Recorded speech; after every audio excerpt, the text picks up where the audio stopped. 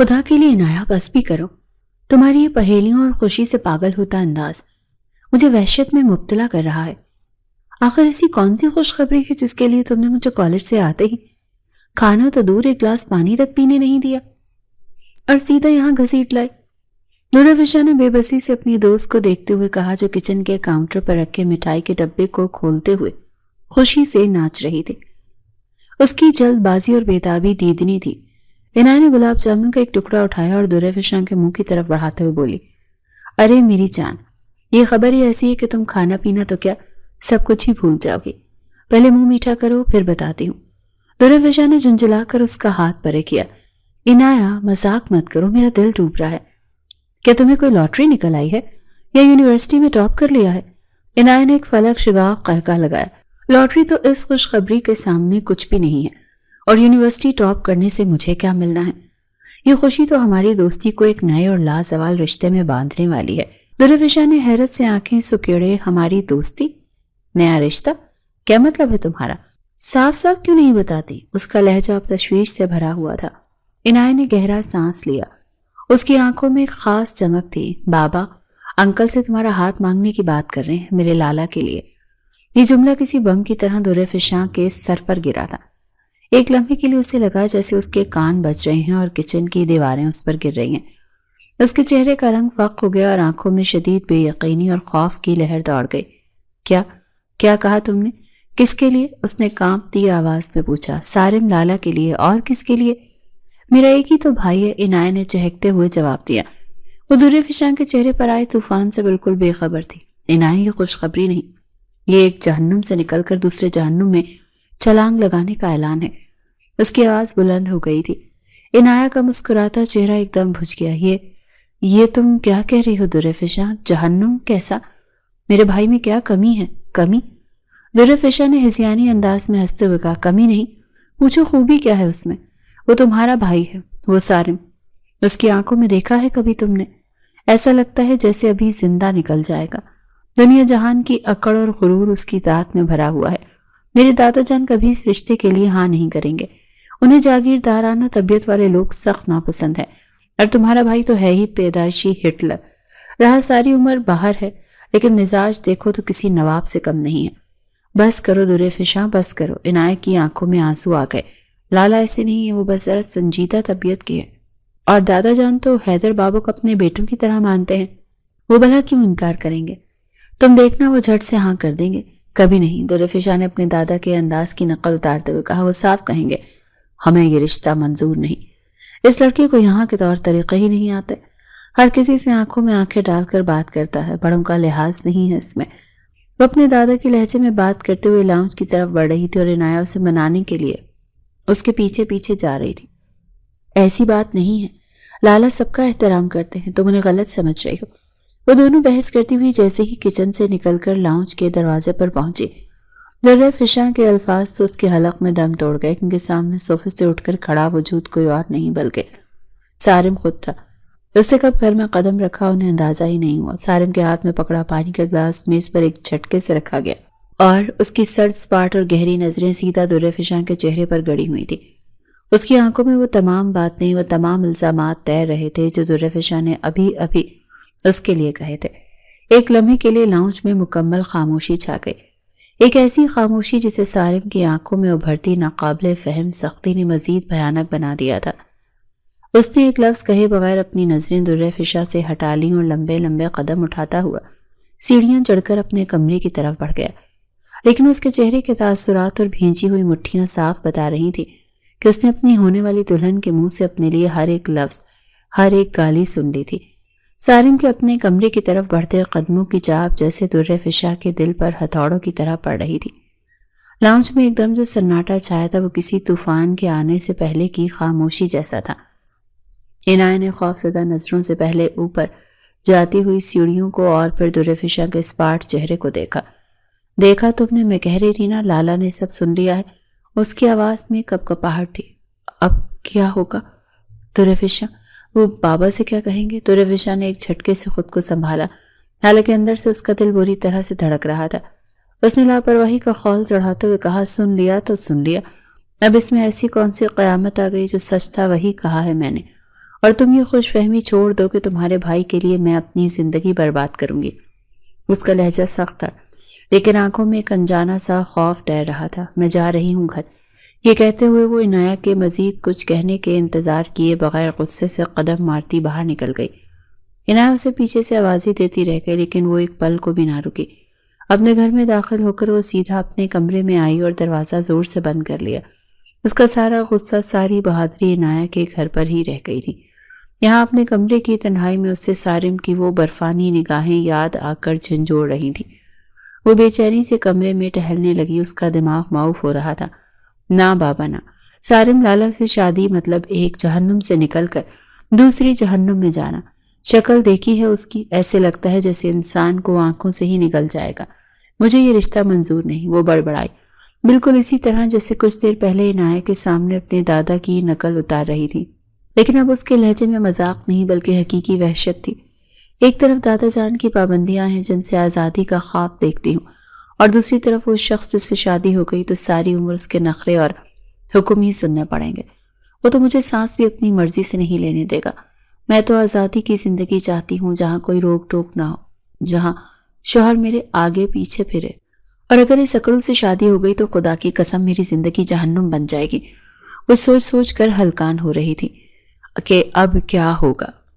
وہ انہی سوچوں میں گم تھی جب اچانک کمرے کے دروازے پر دستک ہوئی اور اس کی چھوٹی بہن نے سر اندر داخل کیا۔ آپ بھی؟ آپ کو نیچے دادا جان بلا رہے ہیں۔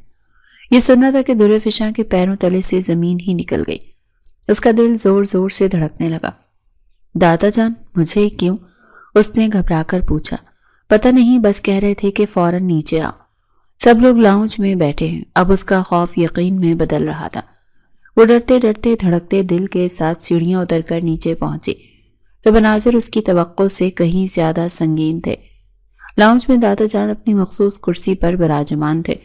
ان کے چہرے پر گہری سنجیدگی تھی اور پاس ہی اس کی والدہ اور والد بھی خاموشی سے بیٹھے تھے۔ پورے ماحول پر ایک عجیب سی خاموشی اور دبدبہ طاری تھا۔ دادا جان نے درِ فشاں کو دیکھتے ہی اپنی بھاری آواز میں کہا، ادھر آؤ درِ فشاں، یہاں میرے پاس بیٹھو۔ درِ فشاں کے لیے یہ حکم کسی عجوبے سے کم نہیں تھا۔ آج تک دادا جان نے اسے کبھی اتنے پیار سے اپنے پاس بیٹھنے کو نہیں کہا تھا۔ ان کا رو بھی اتنا تھا کہ بچے ان سے فاصلے پر رہنے میں ہی عافیت سمجھتے تھے۔ وہ ہچکچاتے ہوئے ان کے قریب رکھی کرسی پر بیٹھ گئی۔ کیا بات ہے دادا جان؟ اس کی آواز بمشکل نکلی۔ دادا جان نے ایک لمحے اسے دیکھا اور پھر بولے، ڈر کیوں رہی ہو؟ اتنا بھی سخت نہیں ہوں میں۔ یہ زمانہ اور اس کے حالات دیکھ کر تم لوگوں پر کچھ پابندیاں لگاتا ہوں، لیکن جب تم اپنے گھر کی ہو جاؤ گی تو میری طرف سے آزاد ہو، پھر تم جانو اور تمہارا شوہر۔ درِ فشاں نے حیرت سے ان کی طرف دیکھا۔ آج دادا جان کو کیا ہو گیا تھا؟ وہ ایسی باتیں کیوں کر رہے تھے؟ وہ دل ہی دل میں دعا مانگ رہی تھی کہ اللہ خیر کرے۔ تبھی دادا جان نے اصل دھمکایا، کل تم اپنی ماں کے ساتھ بازار جا کر اپنی پسند کی کچھ ضروری چیزیں لے لینا۔ لیکن کیوں دادا جان؟ اس نے بے ساختہ پوچھا۔ کیونکہ میں نے تمہارا اور سالم کا نکاح اس ہفتے رکھا ہے۔ یہ الفاظ نہیں تھے، بجلی کا کڑاکا تھا جو سیدھا اس کے وجود پر گرا تھا۔ اس کا منہ کھلے کا کھلا رہ گیا اور آنکھوں میں آنسوں کا سمندر امڈ آیا۔ کیا میرا نکاح صارم لالا سے؟ دادا جان وہ مجھ سے عمر میں 7 سال بڑے ہیں۔ اس نے ایک کمزور سی دلیل دینے کی کوشش کی۔ یہ ہم بڑوں کا فیصلہ ہے اور تم جانتی ہو کہ یہاں شادی کے فیصلے بڑے ہی کرتے ہیں۔ دادا جان کا لہجہ اٹل تھا۔ دیکھا نہیں اپنی پھوپھیوں کو؟ میں نے ہی ان کی شادیاں کی تھی اور آج خوشی سے اپنے گھروں میں آباد ہیں۔ جب بچے خود فیصلے کرتے ہیں تو رشتے ناکام ہی ہوتے ہیں۔ مگر دادا جان، وہ روتے ہوئے کچھ اور کہنا چاہتی تھی کہ دادا جان نے ایک گھورتی ہوئی نظر اس پر ڈالی۔ بس ہم نے کہہ دیا نا، یہ ہمارا حکم ہے۔ ابھی صرف نکاح ہو رہا ہے، رخصتی بعد میں کریں گے اور اس پر مزید کوئی بحث نہیں ہوگی۔ دادا جان کا حکم پتھر پر لکیر تھا۔ درِ فشاں جانتی تھی کہ ان سے بغاوت پورے گھر سے بغاوت ہے۔ وہ جس بات کو مذاق آمیز سوچ کر کانپ جاتی تھی، اب وہ ایک خوفناک حقیقت بن کر اس کے سامنے کھڑی تھی۔ وہ روتی ہوئی وہاں سے اٹھی اور اپنے کمرے کی طرف بھاگ گئی۔ کمرے میں آ کر درِ فشاں نے خود کو بستر پر گرا دیا اور تکیے میں منہ چھپا کر پھوٹ پھوٹ کر رونے لگی۔ اس کا دل، اس کا دماغ، سب کچھ پھٹنے کو تھا۔ وہ جس شخص کے نام سے بھی نفرت کرتی تھی، جس کے وجود سے خوف کھاتی تھی، اب وہی شخص اس کا شوہر بننے جا رہا تھا۔ یہ خیال ہی اس کی روح کو زخمی کر دینے کے لیے کافی تھا۔ نہیں، میں ایسا نہیں ہونے دوں گی۔ میں کسی صورت اس شخص سے شادی نہیں کروں گی۔ آنسوں کے درمیان اس نے خود سے عہد کیا۔ اسے لگا جیسے ساری دنیا اس کے خلاف ہو گئی ہے، کوئی بھی اس کی بات سننے یا سمجھنے کو تیار نہیں تھا۔ دادا جان کا حکم، والدین کی خاموش رضامندی، اور اب اس کی زندگی کا فیصلہ سنایا جا چکا تھا۔ اچانک اس کے ذہن میں ایک خیال کوندا، ایک آخری امید۔ اس نے آنسو پہنچی اور اٹھ بیٹھی۔ اگر وہ شخص خود ہی انکار کر دے تو، اگر سالم خود کہہ دے کہ اسے یہ نکاح منظور نہیں، تو دادا جان بھی کچھ نہیں کر پائیں گے۔ اسی خیال کے آتے ہی اس نے فون اٹھایا اور سالم کا نمبر ملایا۔ گھنٹی جا رہی تھی لیکن فون نہیں اٹھایا گیا۔ اس کے اندر کا غصہ اور بے بسی کئی گنا بڑھ گئی۔ اس نے جھنجھلا کر فون بستر پر دے پٹکا، لیکن پھر ہمت ہارنے کے بجائے دوبارہ فون اٹھایا اور نمبر ڈائل کیا۔ اس بار دوسری ہی گھنٹی پر فون اٹھا لیا گیا۔ دوسری طرف سے وہی گہری، گرجدار اور سنجیدہ آواز سنائی دی۔ ہیلو، سالم اسپیکنگ۔ اس کے لہجے میں کوئی تاثر نہیں تھا، جیسے وہ جانتا ہی نہ ہو کہ کال کس کی ہے۔ دل فشاں کا خون کھول اٹھا۔ کیا آپ بہرے ہیں؟ آپ کو سنائی نہیں دیتا کہ میں آپ سے بات نہیں کرنا چاہتی، آپ سے نکاح نہیں کرنا چاہتی؟ وہ ایک ہی سانس میں چلا کر بولی۔ دوسری طرف چند لمحوں کی خاموشی چھائی رہی، پھر سالم کی آواز آئی۔ کوئی کام تھا دل فشاں؟ اس کا پرسکون انداز دل فشاں کے غصے کو مزید ہوا دے رہا تھا۔ ہاں کام تھا، وہ چیخی۔ آپ اپنے گھر والوں سے کہہ دیں کہ آپ کو یہ رشتہ منظور نہیں، مجھے آپ سے نکاح نہیں کرنا، سمجھے آپ؟ لیکن تمہیں یہ کس نے کہہ دیا کہ میں انکار کرنے والا ہوں؟ سالم کا جواب پہلے سے بھی زیادہ پرسکون تھا۔ میں کہہ رہی ہوں نا، میں آپ کے ساتھ اس نکاح کے لیے راضی نہیں ہوں، میری زندگی کا سوال ہے، لیکن میں راضی ہوں، سالم نے دو ٹوک انداز میں کہا۔ اسی لیے میں انکار نہیں کروں گا۔ یہ جواب سن کر دل فشاں کے تن بدن میں آگ لگ گئی۔ اس کی آخری امید بھی دم توڑ رہی تھی۔ تو دیکھتی ہوں میں بھی کیسے آپ مجھ سے نکاح کرتے ہیں۔ اتنی بات کہتے ہی اس نے غصے سے فون کاٹ دیا، جبکہ دوسری طرف فون کٹنے کے بعد سالم کے سنجیدہ چہرے پر ایک ہلکی سی، تقریباً نہ دکھائی دینے والی مسکراہٹ ابھری تھی۔ وہ جانتا تھا دل فشاں اس سے کیوں بھاگتی ہے۔ وہ اس کے سخت رویے اور سنجیدہ طبیعت کو غرور اور اکڑ سمجھتی تھی۔ پاگل لڑکی، وہ خود سے بولا، جانتی ہی نہیں کہ یہ اکڑ اور رویہ صرف دنیا کے لیے ہے۔ تم تو وہ محبت ہو جسے میں نے ہمیشہ اپنی عزت اور امانت سمجھا ہے۔ اسے یاد تھا کہ جب وہ 14 سال کا تھا تب سے دل فشاں اس کے دل میں تھی۔ وہ ہمیشہ سے چاہتا تھا کہ جب وہ اس کی زندگی میں آئے تو نکاح کے مقدس رشتے میں بند کرائے۔ وہ شادی سے پہلے کے قول و قرار اور محبت کے دعووں پر یقین نہیں رکھتا تھا۔ ایک بار تم میری زندگی میں آ جاؤ، پھر دیکھنا یہی سخت انسان تمہارے لیے خود کو کیسے بدلتا ہے۔ یہی سوچتے ہوئے وہ بار بار مسکرائے جا رہا تھا۔ وہ مکمل طور پر بے بس اور تنہا محسوس کر رہی تھی۔ رات گہری ہو رہی تھی اور نکاح میں صرف ایک دن باقی تھا۔ اس کے ذہن میں اب صرف ایک ہی راستہ بچا تھا، ایک آخری خطرناک راستہ۔ جب کوئی اس کی سننے کو تیار نہیں تھا تو اسے خود ہی کچھ کرنا تھا۔ اس نے کانپتے ہاتھوں سے فون اٹھایا اور اپنی سب سے بھروسے مند دوست عائشہ کو کال ملائی۔ ہیلو عائشہ، مجھے تمہاری مدد کی ضرورت ہے۔ اس کی آواز گھٹی گھٹی سی تھی۔ دل فشاں، خیریت تو ہے؟ اس وقت تم رو کیوں رہی ہو؟ کیا ہوا؟ عائشہ اس کی آواز سے پریشان ہو گئی تھی۔ میں تمہیں سب بتا دوں گی، بس میرا ایک کام کر دو۔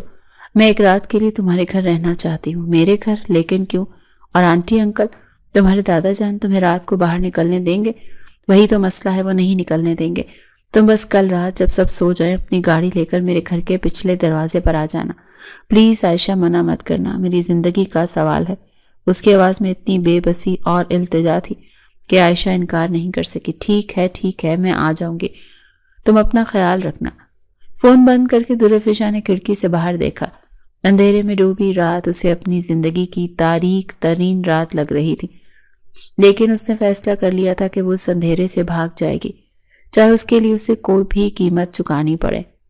نکاح سے پہلے کی رات قیامت کی رات تھی۔ ایک گھر میں جہاں شادی کی تیاریاں عروج پر ہونی تھی، وہاں ایک عجیب سی خاموشی اور تناؤ کی کیفیت تھی۔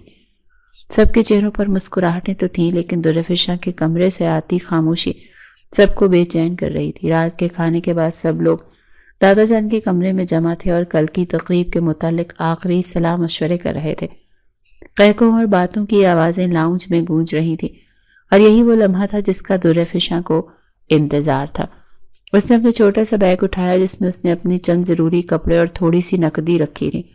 اس کا دل پسلیوں سے ٹکرا رہا تھا، ہاتھ کانپ رہے تھے اور پیشانی پر پسینے کے قطرے تھے۔ ایک لمحے کو اس کے قدم ڈگمگائے۔ کیا وہ جو کرنے جا رہی ہے وہ ٹھیک ہے؟ لیکن پھر سارم کا سرد چہرہ اور دادا جان کا حکم اس کی آنکھوں میں گھوما اور اس کے قدموں میں ہمت آ گئی۔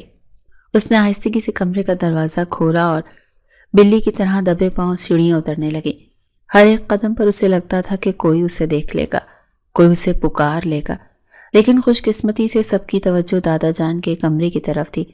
وہ کامیابی سے گھر کے پچھلے دروازے تک پہنچ گئی جو باغیچے میں کھلتا تھا۔ اس نے گہرا سانس لیا اور دروازہ کھول کر باہر قدم رکھ دیا۔ رات کی ٹھنڈی ہوا اس کے چہرے سے ٹکرائی تو ایک لمحے کو اسے سکون کا احساس ہوا۔ سامنے گلی کے کونے پر اسے ایک گاڑی کی مدھم ہیڈ لائٹس نظر آئیں۔ وہ عائشہ تھی۔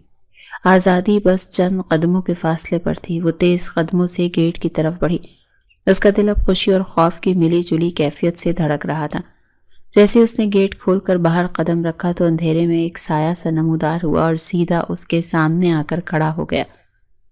ایک لمحے کے لیے درِ فشاں کی سانس اس کے سینے میں ہی اٹک گئی۔ اس سائے کو پہچاننا مشکل نہیں تھا، وہ سارم تھا۔ اس کی آنکھوں میں غصے کی ایسی آگ دہک رہی تھی کہ درِ فشاں کو لگا وہ اسے وہیں جلا کر راکھ کر دے گا۔ قریب ہی کھڑی عائشہ نے گاڑی میں بیٹھے بیٹھے یہ منظر دیکھا تو اس کے بھی ہوش اڑ گئے۔ کہاں بھاگنے کی تیاری ہو رہی ہے؟ سارم کی آواز رات کی خاموشی میں زہر کی طرح گھلی۔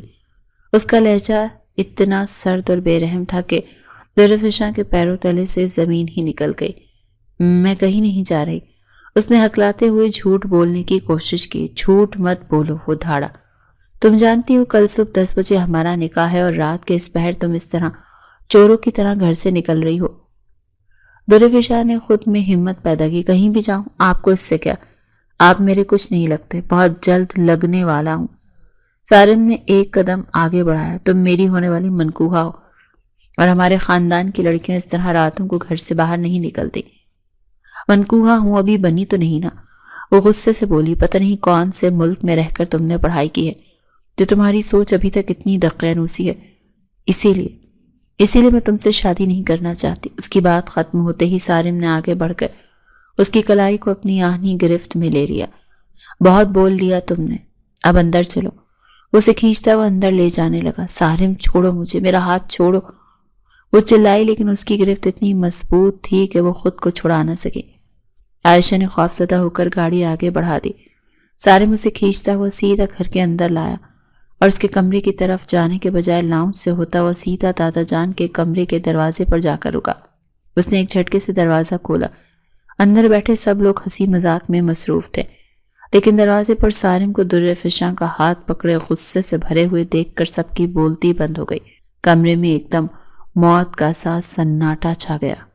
دادا جان، اس کے والد، والدہ سب حیرت اور صدمے سے انہیں دیکھ رہے تھے۔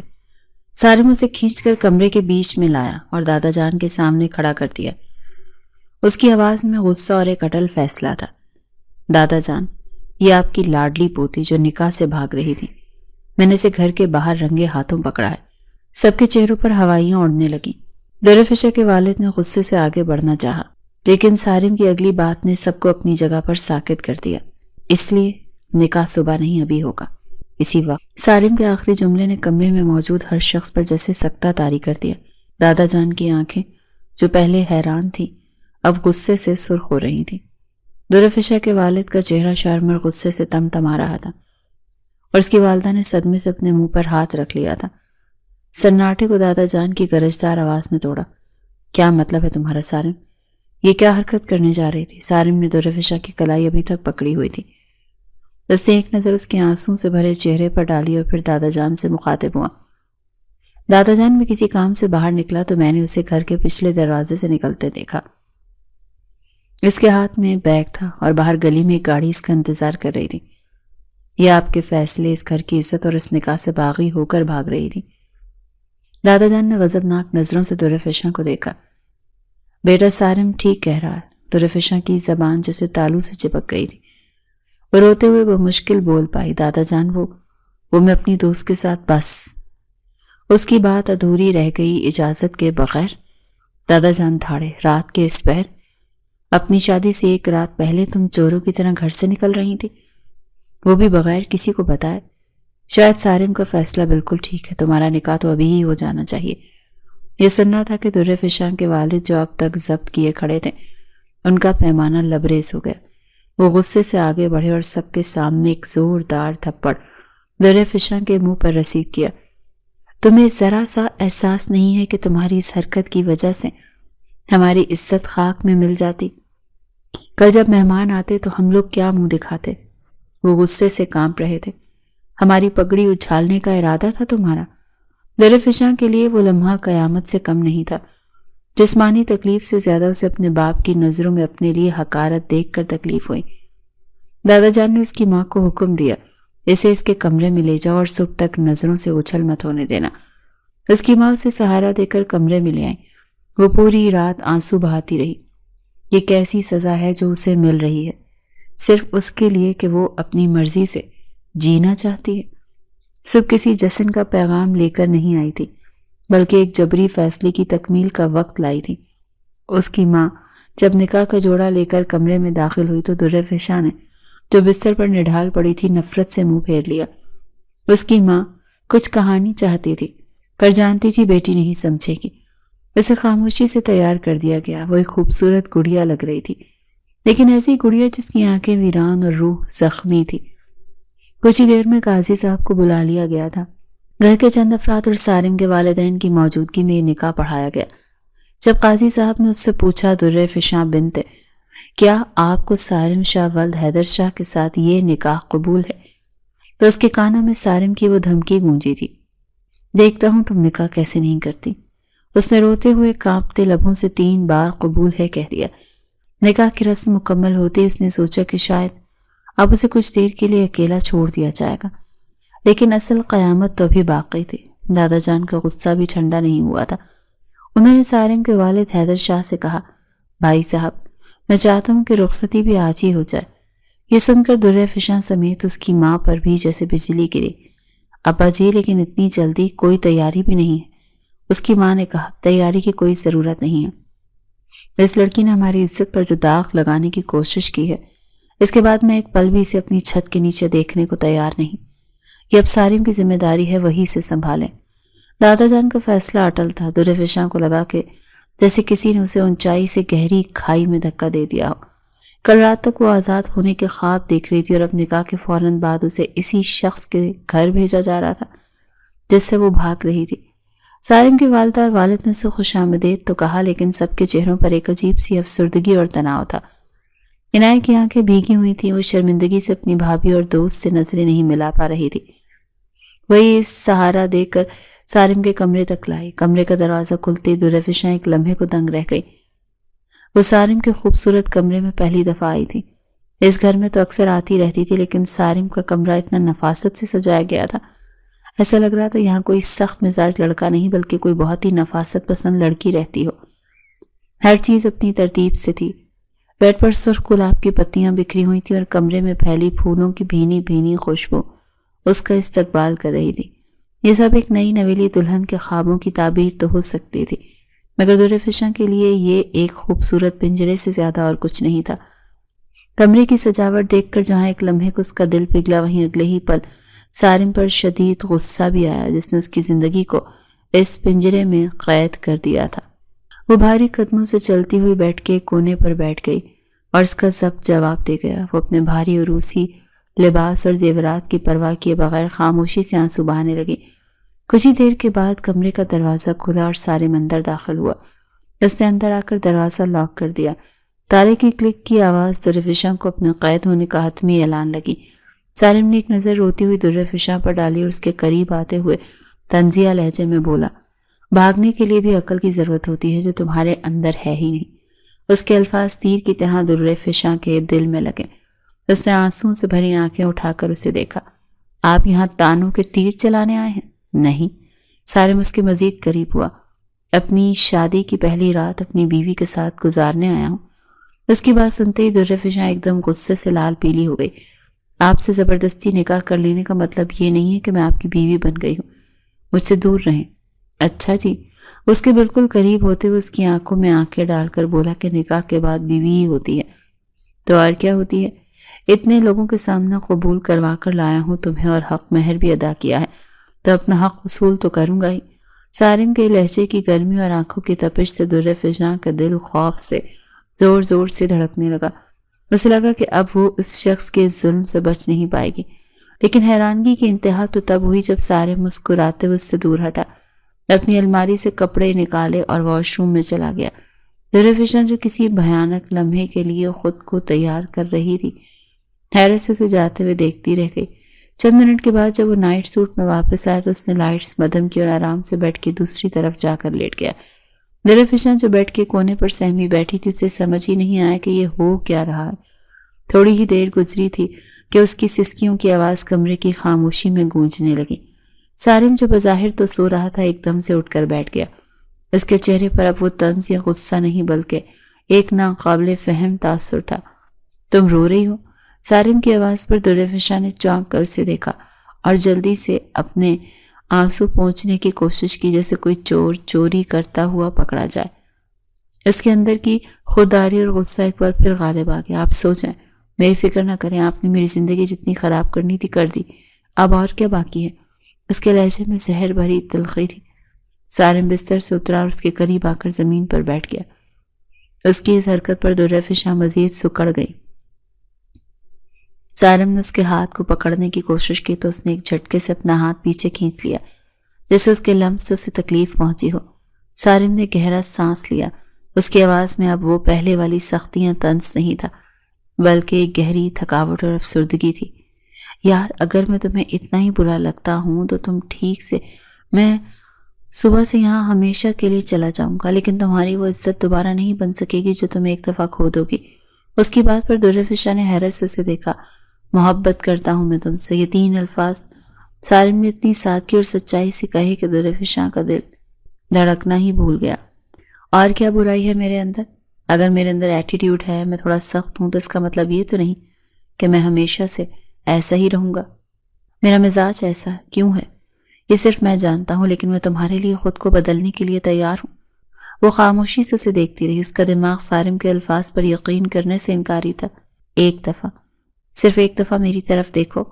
سارم کی آواز بھرا گئی۔ میری آنکھوں میں دیکھ کر بتاؤ کہ ان آنکھوں میں تمہیں خوف نظر آ رہا ہے یا محبت؟ اس نے نرمی سے درفشاں کی ٹھوڑی کو پکڑ کر اس کا چہرہ اپنی طرف موڑا۔ درفشاں نے بے دلی سے اپنی نظریں اٹھائی اور سیدھا اس کی آنکھوں میں دیکھا، اور اسی ایک نظر نے جیسے سب کچھ بدل دیا۔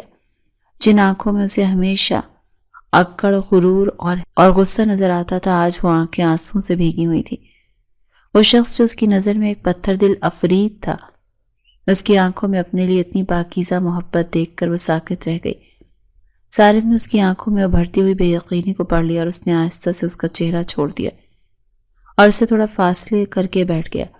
میں تم سے محبت کا اظہار پہلے اس لیے نہیں کیا کیونکہ تم میرے نکاح میں نہیں تھی، اور میں کسی لڑکی کی عزت پر حرف لانا گناہ سمجھتا ہوں۔ میں چاہتا تھا کہ یہ پاکیزہ رشتہ قائم ہو، پھر ہی میں تمہیں اپنی محبت کا یقین دلاؤں۔ درفشاں کے پاس کہنے کو کچھ بھی نہیں تھا۔ اس کا دماغ جیسے شل ہو گیا تھا۔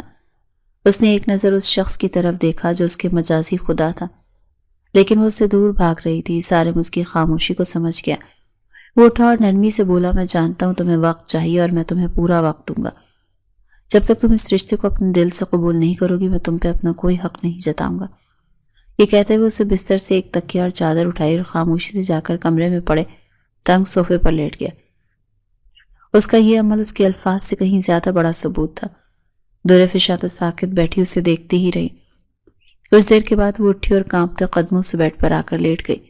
اس رات اسے نیند نہیں آئی۔ اس طرح 2 مہینے گزر گئے اور ان 2 مہینوں میں سارم نے اپنا وعدہ کمال خوبی سے نبھایا۔ وہ دونوں ہی کمرے میں رہتے تھے مگر اجنبیوں کی طرح۔ سارم صبح یونیورسٹی جاتا اور شام کو واپس آتا۔ وہ اسے صرف ضرورت کی بات کرتا، کبھی اس پر روب جمانے اسے تنگ کرنے کی کوشش نہیں کی، اور اس کا یہ بدلا ہوا خاموش اور خیال رکھنے والا انداز درفشاں کو ہر روز حیران کرتا تھا۔ لیکن اس کے اندر جمی برف ابھی پوری طرح پگھلی نہیں تھی۔ وہ ابھی بھی اس کے قریب آنے سے ڈرتی تھی، اور سارم بھی اسے مکمل وقت دے رہا تھا، لیکن اس کی اس خاموش اور سرد جنگ سے گھر کے بڑے، خاص طور پر سارم کے والدین کافی پریشان رہنے لگے تھے۔ انہیں لگتا تھا ان دونوں کے درمیان کچھ بھی ٹھیک نہیں۔ 2 مہینے کا عرصہ بیت گیا، لیکن باہر کی دنیا کے لیے سارم اور درفشاں ایک شادی شدہ جوڑا تھے، لیکن کمرے کی 4 دیواری کے اندر وہ 2 اجنبی تھے جنہوں نے اپنے درمیان ایک نادیدہ دیوار کھڑی کر رکھی تھی۔ سارم نے اپنی کہی ہر بات کا مان رکھا تھا۔ اس نے کبھی بھی درفشاں کو اس کی مرضی کے بغیر چھونے کی کوشش نہیں کی تھی۔ لیکن اس کی خاموش پرواہ کرنے والی محبت ہر لمحہ درفشاں کو احساس دلاتی تھی کہ وہ کتنی غلط تھی۔ اس کے لیے ناشتہ بنا کر رکھتی، اس کے کپڑے استری کرتی، لیکن بات صرف ضرورت تک ہی محدود تھی۔ اس کے دل میں جمی برف اب پگھلنے لگی تھی، مگر انا اور معاصی کی تلخی اسے کوئی پہل کرنے سے روکے ہوئے تھی۔ ان دونوں کے اس رشتے کی آنچ اب گھر کے بڑوں تک بھی پہنچ رہی تھی۔ سارم کے والد حیدر شاہ ایک شفیق اور معاملہ فہم انسان تھے۔ وہ اپنے بیٹے کے چہرے پر چھائی مستقل افسردگی اور بہو کی آنکھوں میں ویرانی دیکھ کر سخت پریشان تھے۔ ایک رات کھانے کے بعد انہوں نے سارم کو اپنے ساتھ باغیچے میں چلنے کو کہا۔ بیٹا سب خیریت تو ہے؟ انہوں نے بات کا آغاز کیا اور سارم نے آسمان پر چمکتے چاند کو دیکھتے ہوئے کہا، جی بابا سب ٹھیک ہے۔ مجھ سے جھوٹ مت بولو سارم۔ حیدر شاہ کا لہجہ نرم مگر مضبوط تھا۔ میں تمہارا باپ ہوں، تمہاری آنکھیں پڑھ سکتا ہوں۔ تمہارے اور درفشاں کے درمیان کچھ بھی ٹھیک نہیں۔ 2 مہینے ہو گئے ہیں تم لوگوں کی شادی کو، لیکن تم دونوں ایسے رہتے ہو جیسے ایک چھت کے نیچے رہنے والے 2 اجنبی۔ کیا بات ہے؟ اس نے ابھی تک اس رشتے کو قبول نہیں کیا؟ سارم ایک لمحے کو خاموش رہا۔ وہ اپنے باپ سے کچھ نہیں چھپانا چاہتا تھا، لیکن وہ درفشاں کی عزت پر حرف بھی نہیں آنے دینا چاہتا تھا۔ بابا بس اسے تھوڑا وقت چاہیے، آپ جانتے ہیں یہ سب کتنی جلدی میں ہوا ہے، وہ بھی اتنی ذہنی طور پر تیار نہیں، لیکن آپ فکر نہ کریں، میں اسے پورا وقت دوں گا۔ وہ بہت اچھی لڑکی ہے، اس نے بات کو ٹال دیا۔ حیدر شاہ نے گہرا سانس لیا لیکن مزید کچھ نہ پوچھا۔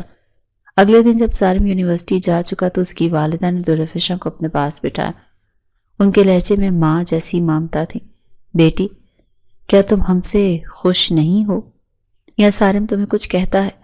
اگر کوئی بھی بات ہے تو مجھے اپنی ماں سمجھ کر بتاؤ۔ درفشاں کو ان کی محبت دیکھ کر شرمندگی کا احساس ہوا۔ ان لوگوں نے اسے بیٹیوں سے بڑھ کر عزت دی اور وہ ان کے بیٹے کے ساتھ کیا سلوک کر رہی تھی۔ اس نے نظریں جھکا لیں اور آہستہ سے بولی، نہیں آنٹی ایسی کوئی بات نہیں ہے، سارم تو بہت اچھے ہیں، انہوں نے مجھے کبھی شکایت کا موقع نہیں دیا۔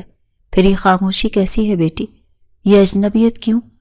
درفشاں کے پاس کوئی جواب نہیں تھا۔ اس نے ہمت کر کے ان کی طرف دیکھا اور ایک مدھم سی مسکراہٹ کے ساتھ کہا کہ آنٹی آپ فکر نہ کریں، انکل سے بھی کہیے گا کہ پریشان نہ ہو، جلد ہی ہم دونوں آپ کو شکایت کا موقع نہیں دیں گے۔ یہ کہتے ہوئے اس نے خود بھی پہلی بار اسے رشتے کو ایک موقع دینے کا فیصلہ کیا۔ اسی دن شام کو جب درفشاں سارم کا انتظار کر رہی تھی تو اس کے دل میں ایک عجیب سی بے چینی تھی۔ آج وہ سوچ کر بیٹھی تھی کہ جب سارم آئے گا تو اس سے ماضی کی ہر بات کی معافی مانگے گی اور اس رشتے کی ایک نئی شروعات کرے گی۔ وقت گزرتا جا رہا تھا لیکن سارم نہیں ہے، اس کا فون بھی بند جا رہا تھا۔ درفشاں کی بے چینی اب خوف میں بدل رہی تھی۔ وہ بے قراری سے کمرے میں ٹہل رہی تھی، تبھی اس کے فون کی گھنٹی بجی۔ اس نے لرزتے ہاتھوں سے فون اٹھایا۔ دوسری طرف ایک اجنبی نمبر تھا۔ ہیلو، کیا آپ سارم کی اہلیہ بات کر رہی ہیں؟ جی میں بول رہی ہوں۔ کون؟ اس کا دل ٹوٹ رہا تھا۔ میں سٹی اسپتال سے بات کر رہا ہوں، آپ کے شوہر کا ایکسیڈنٹ ہو گیا ہے۔ انہیں یہاں لایا گیا۔ یہ سننا تھا کہ درفشاں کے ہاتھ سے فون چھوٹ کر زمین پر گر گیا۔ ایک لمحے کو اسے لگا جیسے اس کی دنیا اندھیر ہو گئی، اس کی سانس رک گئی۔ نہیں سارم، اس کے منہ سے چیخ نکلی۔ وہ حواس باختہ حالت میں کمرے سے باہر بھاگی۔ اسے کچھ سمجھ نہیں آ رہا تھا کہ وہ کیا کرے۔ اسے روتے ہوئے کانپتے ہاتھوں سے اپنے سسر حیدر شاہ کو کال ملائی۔ انکل وہ سارم کا ایکسیڈنٹ ہو گیا ہے۔ اس کی آواز ٹوٹ رہی تھی۔ حیدر شاہ نے اسے تسلی دی اور فوراً اسپتال پہنچنے کا کہا۔ چند ہی منٹوں میں گھر کے سب لوگ اسپتال کے لیے روانہ ہو گئے۔ گاڑی میں بیٹھی درفشاں کی آنکھوں سے آنسوں کی لڑی بندھی ہوئی تھی۔ اسپتال کا کوریڈور درفشاں کو اپنی زندگی کی طرح لمبا اور بے انتہا لگ رہا تھا۔ ایمرجنسی وارڈ کے باہر وہ سب بے چینی سے انتظار کر رہے تھے۔ ڈاکٹرز کی بھاگ دوڑ، نرسوں کی تیز آوازیں اور دواؤں کی بو اس کے خوف کو مزید بڑھا رہی تھی۔ سارم کی والدہ مسلسل رو رہی تھی، جنہیں عنایہ اور حیدر شاہ سنبھالنے کی کوشش کر رہے تھے، لیکن اس وقت جو سب سے زیادہ بری حالت میں تھی وہ درفشاں تھی۔ وہ ایک زندہ لاش کی طرح کبھی دیوار سے ٹیک لگا لیتی تو کبھی بے چینی سے کوریڈور میں ٹہلنے لگتی۔ اس کی آنکھیں خشک ہو چکی تھی لیکن دل اندر ہی اندر رو رہا تھا۔ ہر گزرتا لمحہ اس کے لیے ایک صدی جیسا تھا۔ اسے سارم کا وہ چہرہ یاد آ رہا تھا جب اس نے اپنی محبت کا اعتراف کیا تھا۔ اس کی آنکھوں میں جھلکتی محبت اور بے بسی اسے آج شدت سے یاد آ رہی تھی۔ میں کتنی بڑی احمق تھی۔ میں نے اس کی محبت کو ٹھکرا دیا، اس کی پرواہ کو، اس کا غرور سمجھا۔ یا اللہ میرے سارم کو کچھ نہ ہو، میں اس کے بغیر نہیں جی پاؤں گی۔ بس ایک موقع دے دے مولا، میں اسے بتاؤں گی کہ وہ میری زندگی ہے۔ کافی دیر بعد آپریشن تھیٹر کا دروازہ کھلا اور ڈاکٹر باہر آئے۔ سب ان کی طرف لپ کے دیکھیے چوٹ کہہ رہی تھی، کافی خون بہہ گیا ہے، ہم نے آپریشن کر دیا ہے لیکن اگلے 24 گھنٹے بہت اہم ہیں، انہیں آئی سی یو میں شفٹ کر دیا گیا ہے، ہوش آنے تک کچھ کہا نہیں جا سکتا، بس آپ لوگ دعا کریں۔ یہ سننا تھا کہ درِ فشاں کو لگا جیسے وہ گر جائے گی۔ حیدر شاہ نے اسے سہارا دیا۔ آئی سی یو کے شیشے کے باہر سارم کا بے حس و حرکت وجود دیکھنا اس کے لیے دنیا کا سب سے مشکل کام تھا۔ وہیں زمین پر بیٹھ گئی اور شیشے سے سر ٹکا کر پھوٹ پھوٹ کر رو پڑی۔ اس کی یہ حالت دیکھ کر سب کی آنکھیں نم ہو گئی۔ پوری رات وہیں آئی سی یو کے باہر بیٹھی رہی۔ اس نے ایک پل کو بھی آنکھیں نہیں جھپکی، بس مسلسل اپنے رب سے سارم کی زندگی کی بھیک مانگتی رہی۔ صبح کے قریب ایک نرس نے آ کر خوشخبری سنائی کہ مریض کو ہوش آ گیا ہے اور اسے پرائیویٹ روم میں منتقل کیا جا رہا ہے۔ یہ سن کر جیسے درِ فشاں کی جان میں جان آئی۔ جب سارم کو کمرے میں منتقل کر دیا گیا تو سب باری باری اس سے ملنے کے لیے گئے۔ جب درِ فشاں کی باری آئی تو اس کے قدم وہیں جم گئے۔ وہ ہمت ہی نہیں کر پا رہی تھی۔ حیدر شاہ نے اس کے سر پر ہاتھ پھیرا اور کہا، جاؤ بیٹی، وہ تمہارا انتظار کر رہا ہے۔ وہ لرزتے قدموں سے کمرے میں داخل ہوئی۔ سارم اسپتال کے بستر پر لیٹا تھا۔ اس کے سر پر پٹی بندھی تھی اور ہاتھ میں ڈرپ لگی تھی۔ وہ کمزور لگ رہا تھا لیکن اس کی آنکھیں دروازے پر ٹکی تھیں، جسے صرف اسی کا انتظار ہو رہا ہو۔ درِ فشاں کو دیکھتے اس کے مرجھائے ہوئے چہرے پر ایک ہلکی سی مسکراہٹ آ گئی۔ درِ فشاں کا ضبط اب جواب دے چکا تھا۔ وہ دوڑتی ہوئی اس کے بستر کے پاس پہنچی اور اس کے سامنے ہاتھ جوڑ کر کھڑی ہو گئی۔ اس کی آواز آنسو میں ڈوبی ہوئی تھی، سارے مجھے مت چھوڑ دو، میں محبت کرتی ہوں تم سے، خدا کے لیے مجھے معاف کر دو۔ کاش میں نے یہ بات تمہیں بہت پہلے کہہ دی ہوتی۔ تم نے تو ہمیشہ میرا بھلا سوچا لیکن میں نادان نہ مانی۔ مجھے معاف کر دو سارم۔ وہ بچوں کی طرح بلک بلک کر رو رہی تھی۔ سارم نے کمزوری کے باوجود اپنا ہاتھ آگے بڑھایا اور اس کے جڑے ہوئے ہاتھ اپنے ہاتھوں میں لے لیے۔